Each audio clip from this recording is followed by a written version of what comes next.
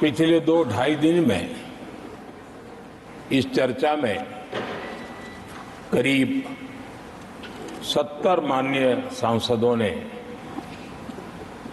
अपने विचार रखे हैं। इस चर्चा को समृद्ध बनाने के लिए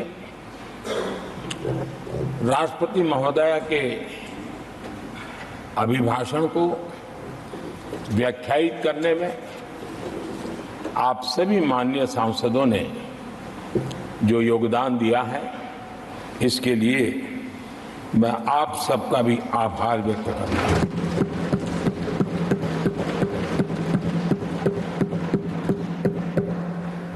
आदरणीय सभापति जी, भारत की आजादी के इतिहास में हमारी संसदीय लोकतांत्रिक यात्रा में बहुत दशकों के बाद देश की जनता ने एक सरकार को तीसरी बार देश की सेवा करने का अवसर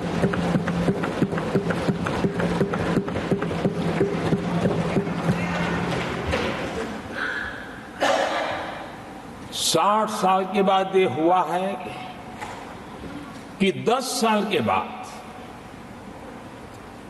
कोई एक सरकार फिर से उसकी वापसी हुई है। और मैं जानता हूं कि भारत के लोकतंत्र की 6 दशक के बाद आई हुई घटना असामान्य घटना है। और कुछ लोग जानबूझ करके उससे अपना मुंह फेर करके बैठे रहे। कुछ लोगों को समझ नहीं आया और जिनको समझ आया उन्होंने हो हल्ला उस दिशा में किया कि ताकि देश की जनता की इस विवेक बुद्धि पर, देश की जनता के इस महत्वपूर्ण निर्णय पर कैसे छाया कर दी जाए, कैसे उसको ब्लैकआउट किया जाए, इसकी कोशिश हुई। लेकिन मैं पिछले 2 दिन से देख रहा हूं कि आखिर तक पराजय भी स्वीकार हो रहा है और दबे मन से, कम मन से विजय भी स्वीकार हो रहा है।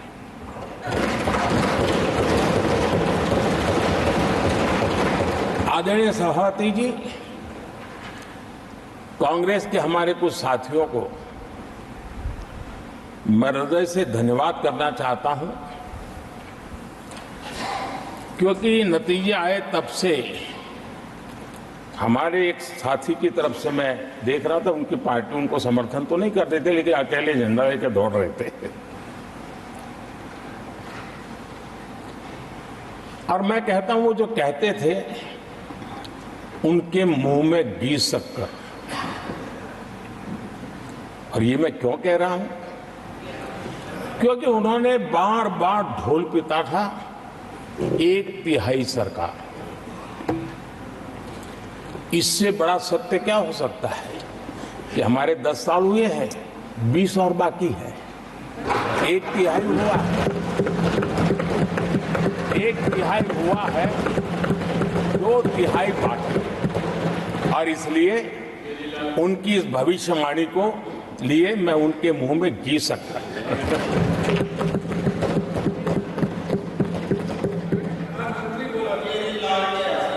आदरणीय सभापति जी,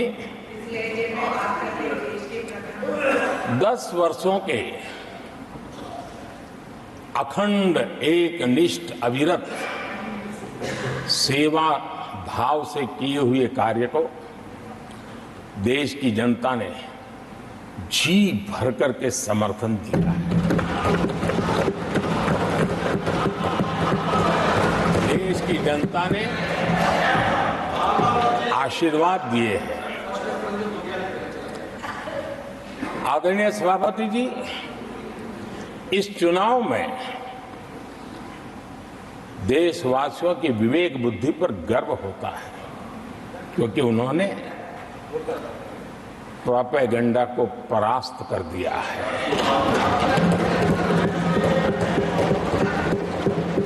देश की जनता ने परफॉर्मेंस को प्राथमिकता दी है।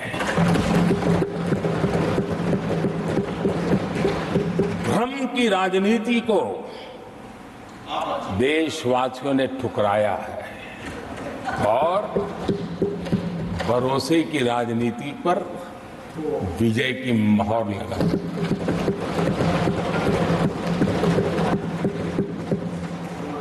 आदरणीय सभापति जी, संविधान के 75वें वर्ष में हम प्रवेश कर रहे हैं।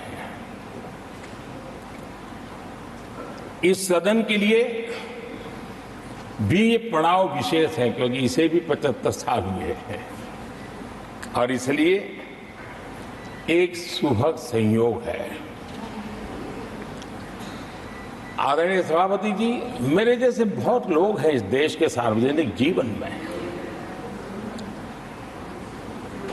जिनके परिवार में कोई गांव का सरपंच भी नहीं रहा है, गांव का प्रधान भी नहीं रहा है, राजनीति से कोई सरोकार नहीं रहा है,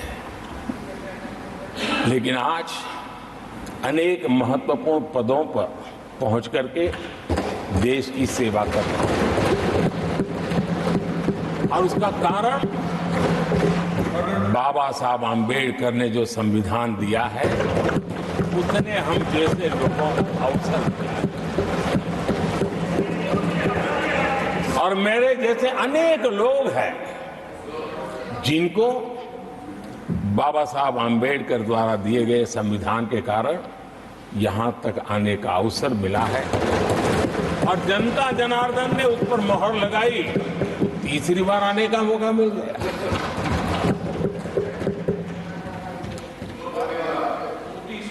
आदरणीय सभापति जी, संविधान हमारे लिए ये कोई आर्टिकल्स का कंपाइलेशन मात्र नहीं है, हमारे लिए उसका स्पिरिट भी और उसके शब्द भी बहुत मूल्यवान है।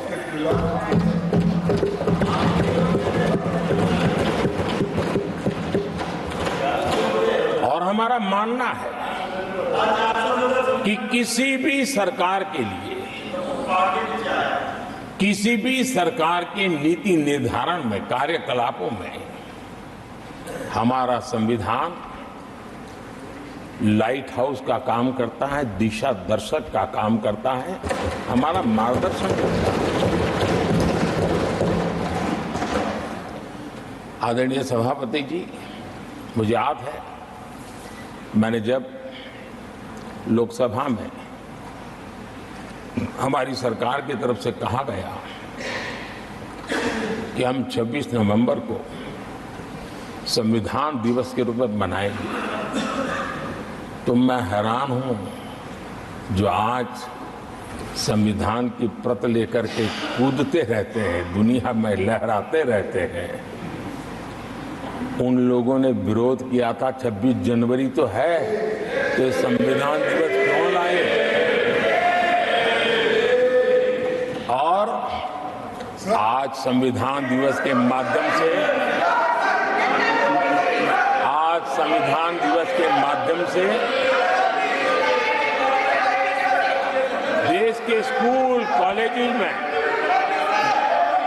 संविधान की भावना को, संविधान की रचना में क्या भूमिका रही है, देश के गणमान्य महापुरुषों ने संविधान के निर्माण में किन कारणों से कुछ चीजों को छोड़ने का निर्णय किया, किन कारणों से कुछ चीजों का स्वीकार करने का निर्णय किया, इसके विषय में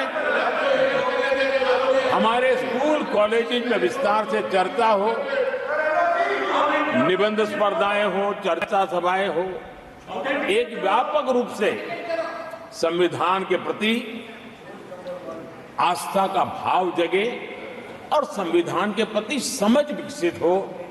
देशवासियों के लिए आने वाला पूरा कालखंड संविधान हमारी सबसे बड़ी प्रेरणा रहे, इसके लिए हम कोशिश करते रहे हैं। और अब जब 75 वर्ष में प्रवेश कर रहे हैं तो हमने इसे एक जन उत्सव के रूप में राष्ट्रव्यापी उत्सव मनाने का तय किया और इससे देश के कोने कोने में संविधान की भावना को, संविधान के पीछे जो मकसद है उसके विषय में भी देश को अवगत कराने का प्रयास है। आदरणीय सभापति जी, देश की जनता ने हमें तीसरी बार जो अवसर दिया है वो अवसर विकसित भारत, आत्मनिर्भर भारत, इस यात्रा को मजबूती देने के लिए, इस संकल्प को सिद्धि तक ले जाने के लिए हमें देश के कोटि कोटि जनों ने आशीर्वाद दिए हैं।